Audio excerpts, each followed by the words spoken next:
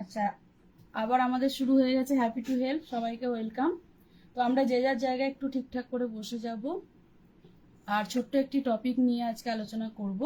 সেটা হচ্ছে যে আমাদের ইউরিক অ্যাসিড। তার আগে সবাই ভিডিওগুলো একটু চটপট করে অন করে দিন।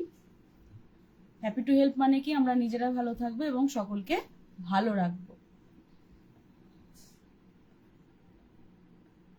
আচ্ছা, আজকের যে টপিক সেটা হচ্ছে আমাদের হেলথ বিষয়ে, সেটা হচ্ছে ইউরিক অ্যাসিড। ইউরিক অ্যাসিডটা নিয়ে ছোট্ট করে একটু আলোচনা করে দেবো।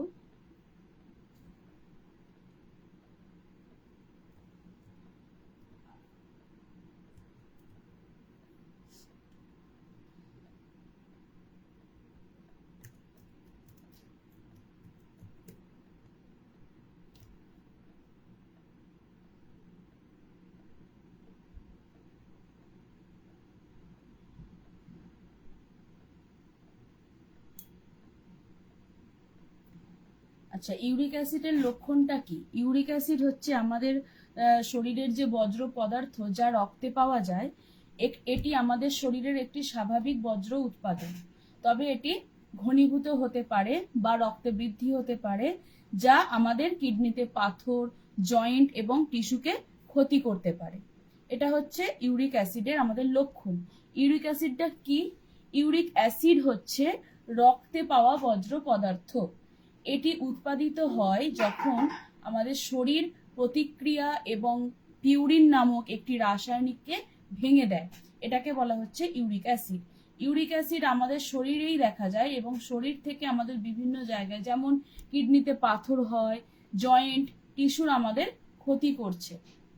এরপরে বলে দিই যে ইউরিক অ্যাসিডের পুরুষ এবং মহিলাদের জন্য মানে মাত্রাটা কি। ইউরিক অ্যাসিড রক্তের আমাদের বিভিন্ন ধরনের কিন্তু মাত্রা থাকে। সেই মাত্রাটি আমাদের সবসময় কিছু পরিমাণ ইউরিক অ্যাসিড থাকে। সেটা হচ্ছে ইউরিক অ্যাসিডের স্বাভাবিক মাত্রার চেয়ে ক্রমাগত বেশি হওয়া পুরুষ এবং মহিলা উভয়দের জন্যই কিন্তু উদ্বেগের কারণ হতে পারে।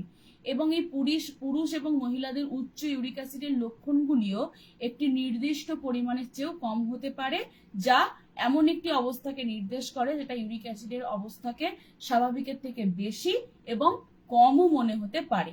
ইউরিক অ্যাসিডের মাত্রাকে বলা হচ্ছে মিলিগ্রাম এমজি প্রতি ডেসিলিটারে পরিমাপ করা হয়। ইউরিক অ্যাসিডের মাত্রা মিলিগ্রাম প্রতি ডেসিলিটারে পরিমাপ করা হয়। যেমন পুরুষ এবং মহিলাদের জন্য আলাদা আলাদা করে হয়।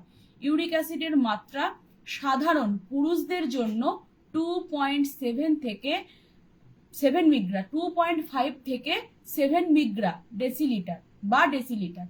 আর নারীদের হচ্ছে 1.5 থেকে 6 মিগ্রা এবং ডেসিলিটার বা ডেসিলিটার। এবার এর হচ্ছে উচ্চবর্ধন মানে উচ্চ যেটা, সেটা হচ্ছে 7 মিগ্রা ডেসিলিটার। আর নারীদের হচ্ছে 6 মিগ্রা ডেসিলিটার। আর নিম্ন হচ্ছে পুরুষদের জন্য 2 মিলিগ্রাম ডেসিলিটার এবং নারীদের জন্য 1.5 মিলিগ্রাম ডেসিলিটার। ইউরিক অ্যাসিডের কারণ, শরীরে ইউরিক অ্যাসিড জমা হতে পারে, যদিও সঠিক কোনো কারণ স্পষ্ট নয়, কিন্তু কিছু কিছু ঝুঁকির কারণ রয়েছে যা ইউরিক অ্যাসিড আমাদের জমাতে আবেদন রাখে। খাদ্য এবং পরিবেশগত কারণ। এই ঝুঁকির কারণগুলোর মধ্যে অন্তর্ভুক্ত থাকতে পারে উচ্চ রক্তচাপ, ডায়াবেটিস, আমাদের অতিরিক্ত মদ্যপান করা এবং আমাদের বিভিন্ন ধরনের ওষুধ খাওয়া। এর জন্যই কিন্তু আমাদের ইউরিক অ্যাসিডটা বাড়তে পারে বা ইউরিক অ্যাসিডের মাত্রা বৃদ্ধি হতে পারে। এই যে ডায়েটের কারণ, আমাদের যে ডায়েটরীয় কারণগুলো, সেগুলো হচ্ছে গাঁটে ব্যথা, কিডনির রোগ, ক্যান্সারের চিকিৎসা। এই তিনটে আমাদের ইউরিক অ্যাসিডকে কিন্তু যুক্ত করতে পারে। ইউরিক অ্যাসিডের উচ্চ মাত্রার লক্ষণ, স্বাভাবিকের তুলনায় একটি ইউরিক অ্যাসিড যখন আমাদের উচ্চ মাত্রায় চলে যায় তখন কি কি হতে পারে, সেটা হচ্ছে আমাদের বেদনাদায়ক বা ফোলা জয়েন্টগুলোতে ব্যথা বাড়তে পারে এবং জয়েন্টের চারপাশে বিবর্তন এবং চকচকে ত্বক, মানে দেখবেন অনেক সময় হাঁটু ফুলে গেছে, দেখবেন একদম চকচক করছে, সেই জায়গাটা ফুলে আছে, একদম টিপলে যেন মনে হয় যেন চকচক করছে, এরকম একটা থাকে, সবারই লক্ষ্য করা যায়। জয়েন্টগুলি স্পর্শ অনুভব করতে পারে, মানে যেখানটায় আমরা জয়েন্টে হাত দিচ্ছি যদি ব্যথা থাকে, মানে একটু ব্যথাটা বেশি অনুভব হয়, এবং পিঠের দুপাশে ব্যথা হয়, ঘন ঘন প্রস্রাব হওয়া, এবং প্রস্রাব মেঘলা দেখায়, এবং রক্ত থাকে, এবং অস্বাভাবিক গন্ধ দেখা যায়, বমি বমি ভাব হওয়া, এগুলো হচ্ছে ইউরিক অ্যাসিডের বাড়ার লক্ষণ। ইউরিক অ্যাসিডের ঝুঁকির কারণ, ইউরিক অ্যাসিডের কিসের জন্য ঝুঁকি থাকতে পারে? আমাদের অতিরিক্ত ওজন, প্রথমেই আসছি অতিরিক্ত ওজন কিন্তু ইউরিক অ্যাসিডের জন্য মারাত্মক একটা ঝুঁকিপূর্ণ। এরপরে আসছি খাদ্য তালিকায় অভ্যাসগত, যে আমাদের খাদ্য তালিকার যে অভ্যাস আমাদের সারা দিনের, সেগুলোকে চেঞ্জ করতে হবে। এবং কিডনির সমস্যা বা আঘাত, কিডনিতে আঘাত পাওয়া এবং সমস্যা কারণে কিন্তু ইউরিক অ্যাসিডের ঝুঁকি বাড়তে পারে। ইউরিক অ্যাসিডের ঝুঁকি বাড়তে পারে, তার মানে কি কি বললাম? প্রথমেই অতিরিক্ত ওজন আমাদের ইউরিক অ্যাসিডকে বাড়াতে সাহায্য করে দিচ্ছে। এবং খাদ্য তালিকা, আমাদের সারা দিনের যে রুটিন খাদ্যের, সেই খাদ্যও কিন্তু আমাদেরকে চেঞ্জ করতে হবে, ভালো পুষ্টিকর খাবার আমাদেরকে খেতে হবে। এবং এরপরে আসছে কিডনির সমস্যা। তো এরপরে যেটা আমাদের যেটা এই ইউরিক অ্যাসিডটা কিভাবে আমরা প্রতিরোধ করব, প্রথমেই বলবো আমাদের অতিরিক্ত ওজনকে কমাতে হবে, নিজেদের খাদ্যাভ্যাস এবং খাদ্যের তালিকাকে ঠিক করতে হবে, ব্যাড লাইফস্টাইল থেকে বেরিয়ে এসে গুড লাইফস্টাইল মেনটেন করতে হবে। এছাড়া আরো সেগুলো হচ্ছে লাল মাংস, বিশেষ করে অঙ্গের মানে দেহের যে মোটা চর্বিওয়ালা মাংস, যে কোনো, তাতে বিফ হতে পারে, রেড মিট হতে পারে, এগুলোকে বন্ধ করতে হবে। অ্যালকোহল জাতীয় খাবার বন্ধ করতে হবে, চিনিযুক্ত পানীয়, কোল্ড ড্রিঙ্ক, ডেজার্ট, এগুলোকে বন্ধ করতে হবে, মাখন, ক্রিম, আইসক্রিম, এগুলোকে বন্ধ করতে হবে। এরপরে আমাদের যেগুলো খেতে হবে সেগুলো হচ্ছে আমাদের স্যাচুরেটেড ফ্যাট, নারকেল তেল, চেরি, জুস, ফল, এগুলো আমাদেরকে খেতে হবে। এরপরে কিছু কিছু সামুদ্রিক খাবার, সেগুলো হচ্ছে সেলফিশ, আমাদের টুনা মাছ, এগুলোকে কিন্তু খেতে হতে পারে। তো এই হলো আমাদের ইউরিক অ্যাসিডের একটা আলোচনা। তো আমাদের ইউরিক অ্যাসিডের খাবারগুলো কোন কোন খাবারে এবার এড়িয়ে যেতে হবে সেগুলো একটু জেনে নিই।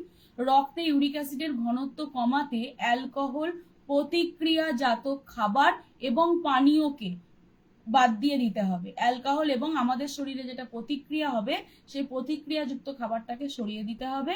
এরপরে আসছে যে আমাদের কি কি সাহায্য করে ইউরিক অ্যাসিডকে অপসারণ করতে, মানে প্রধান খাবারগুলো কি কি, সেগুলো হচ্ছে আমরা যেমন ফাইবার সমৃদ্ধ খাবারগুলো খাই, যেগুলো হচ্ছে মুসুর ডাল, বাদাম, ওটস, ব্রাউন রাইস, এই ধরনের জাতীয় খাবারগুলো আমরা খেতে পারি। এছাড়াও কমলা লেবু, এইগুলো আমরা খেতে পারি। এবং অ্যালকোহলটাকে কিন্তু ছেড়ে দিতে হবে। এটি আমাদের শরীরে ইউরিক এই যে খাবারগুলো, এই খাবারগুলো আমাদের শরীরের ইউরিক অ্যাসিডের মাত্রাকে নিয়ন্ত্রণ করতে সাহায্য করে। তো এইগুলোই গেল আজকে ইউরিক অ্যাসিডের নিয়ে আলোচনা। তো আজকে আমার টপিক এখান পর্যন্তই। আশা করছি সবাই বুঝতে পেরেছেন ইউরিক অ্যাসিড সম্বন্ধে। তো এরপরে ডেকে নেব এমসি কে। Welcome MC ma'am. Thank you ma'am, thank you so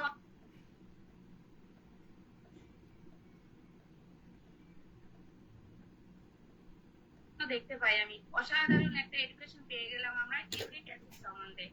কি খেতে হবে, কি কি আমাদের বর্জন করতে হবে খাবারের তালিকায়, সবটাই কিন্তু আমরা বাড়িতে বসে জেনে গেলাম। তাই তো, তাহলে কিন্তু আমাদের তো আজকে ইউরিক অ্যাসিডের সম্বন্ধে একটু ডিটেলসে জানিয়ে দিলাম, ইউরিক অ্যাসিড বাড়ার কারণগুলো জানিয়ে দিলাম। তো অবশ্যই আশা করছি সকলের এটা হেল্পফুল হবে। থ্যাংক ইউ সকলকে যারা লাইভটা দেখছেন বা যারা আছেন, অবশ্যই লাইভটা শেয়ার করে দেবেন। সবাই ভালো থাকবেন, সুস্থ থাকবেন। আর একটা কথা লাইভের শেষে জানাতে বাধ্য হচ্ছি, সেটা 1 মে থেকে আমার ওয়ার্কআউট, যে অনলাইন ওয়ার্কআউট সেশন, বাড়িতে থেকেই ওয়ার্কআউট করতে পারবেন, শুধুমাত্র মেয়েদের জন্য। অবশ্যই কিন্তু জয়েন করুন, কারণ অনেক কিছু বেনিফিট এই ওয়ার্কআউট থেকে পাওয়া যায়। এখানে কোনো ছেলেদের প্রবেশ থাকবে না। তো ওয়ার্কআউটটা একদম অনলাইন সেশনেই আমি ছোট ছোট করে ভিডিও করেও আমি পেজে আমার দিচ্ছি। তো অবশ্যই জয়েন করুন। যারা মহিলারা আমার সাথে আছেন অবশ্যই জয়েন করুন, কারণ এই ওয়ার্কআউটের মাধ্যমেই কিন্তু আমাদের যে স্মার্ট কাজ আমরা করি, এখন বাড়িতে বসেই সবার কাজ হয়ে গেছে, বাড়িতে বসে থেকেই আমরা কাজ করি, টুকটাক কাজ করি, রান্না বান্না করি, এদিক ওদিক যাই, কিন্তু সেইভাবে আমাদের শরীরের যে মানে কি বলবো যে একটা ওয়ার্ক প্রেশার সেটা কিন্তু থাকে না। তো যার কারণে আমাদের শরীর কিন্তু ব্যাড লাইফস্টাইলের দিকে চলে যাচ্ছে।